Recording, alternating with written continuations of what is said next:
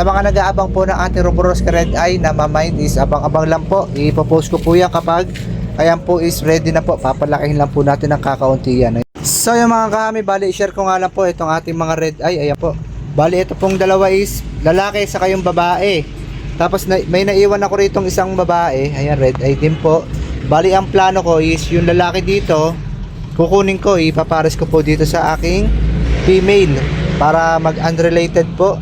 Tapos yung isang female na matitira dito is ayun po yung ating ipapamine. Bali ito po, ipakita ko sa inyo yung babae.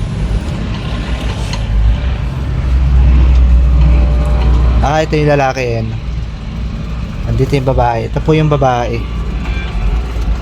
Ayan o, may mark siya sa mukha. Red Eye po. Ayan. Bali, palalakihin lang po natin to ng kakaunti. Ipapamine ko din po yan. Ayan po yung aking sobrang female na Red Eye. Ayan po. Bali yung male, dito ko po kasi ilalagay yan. Ipapares ko po siya dito. Ayan, nagpapakain po tayo ngayon. Bali, ang ating highly recommended na Only Pups Food Mix by Hamid Dwarf ang ating pinapakain sa kanila. At syempre, meron tayong gulay na nakuha natin sa palengke. Sa mga nag-aabang po ng ating Roboros Red Eye na mamind is abang-abang lang po. Ipopost ko po yan kapag ayan po is ready na po. Papalakihin lang po natin ng kakaunti yan. Ayun lang po mga kami. Happy keeping po sa atin lahat.